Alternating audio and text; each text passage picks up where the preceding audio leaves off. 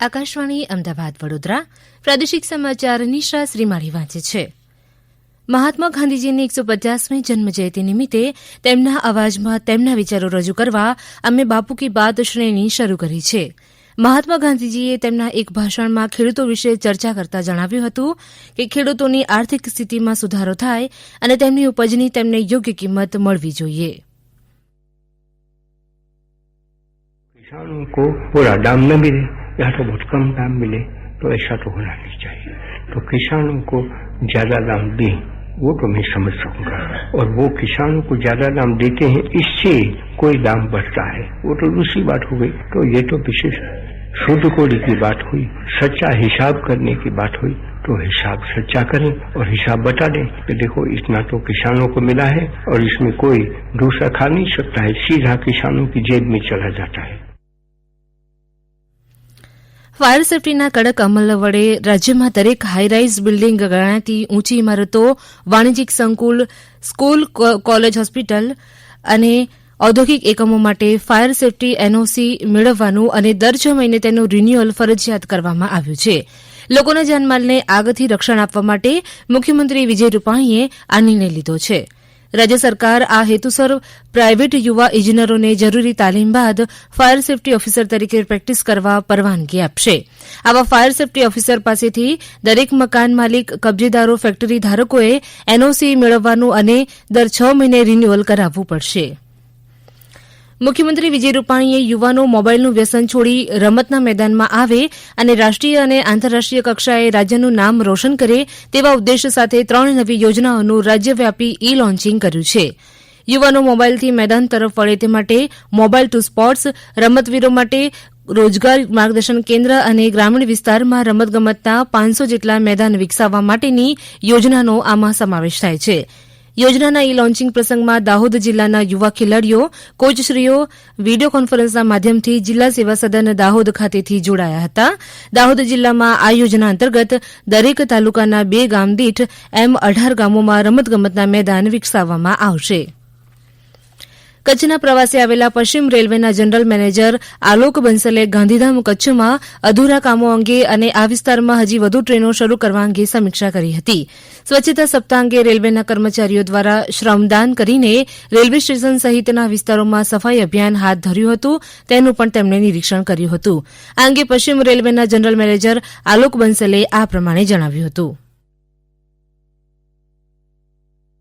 में मेरे 2 लक्ष्य लेके आया हूँ. एक तो हमारे पास में जहाँ इस सेक्शन में डबलिंग के कार्य और विद्युतीकरण के कार्य बहुत तेजी से चल रहे हैं और उसको कैसे जल्दी से हम पूर्ण कर सकते हैं और उसके बाद पूर्ण करने के बाद में इस क्षेत्र में और अधिक ट्रेनें हम चला सकते हैं. ये हमारा लक्ष्य 1 नंबर 1 है.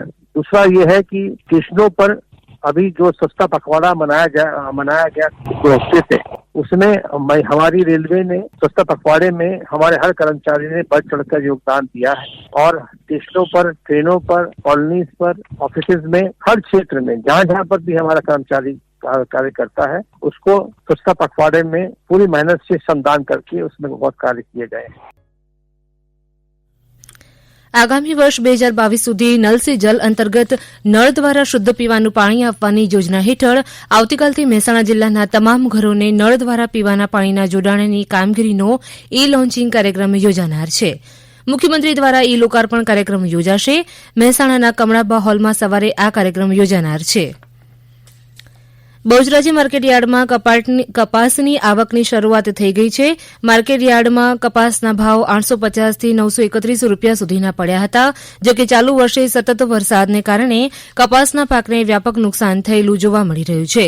બહુચરાજી વિસ્તારોમાં ખેતરોમાં પાણી ભરાઈ જવાથી કપાસના પાકમાં ઉતારો ઓછો જોવા મળી રહ્યો છે. જીનિંગ મિલમાં પણ કપાસ ખરીદીની પ્રક્રિયા ચાલુ નહીં કરાતા ભાવમાં હાલ વધારો થાય તેમ જણાતું નથી. અમરેલી જિલ્લામાં આજથી દરેક ગ્રામ પંચાયત કચેરી ખાતે ટેકાના ભાવની મગફળી ખરીદીનું ખેડૂતો રજીસ્ટ્રેશન કરાવી શકશે.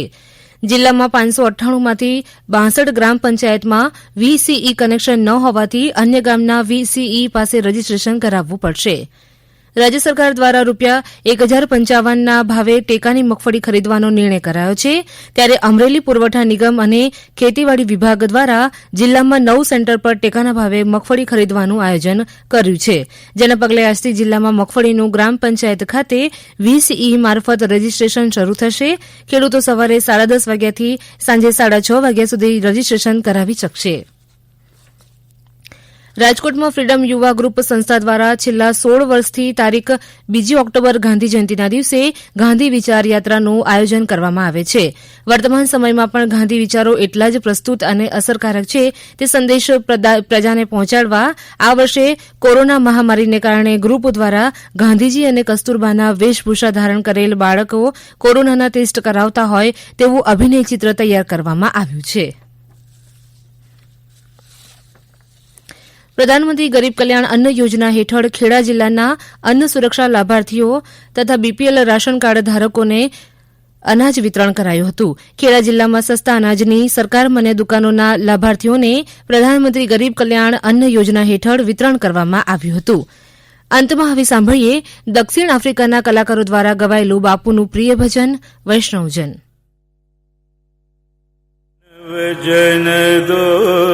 તેને કહીએ જે પીડ પરાઈ જાને રે વૈષ્ણવજન દો તેને કહીએ જે પીડ પરાઈ જાને રે. આકાશવાણી અમદાવાદ વડોદરા કેન્દ્ર પરથી સમાચાર પૂરા થયા.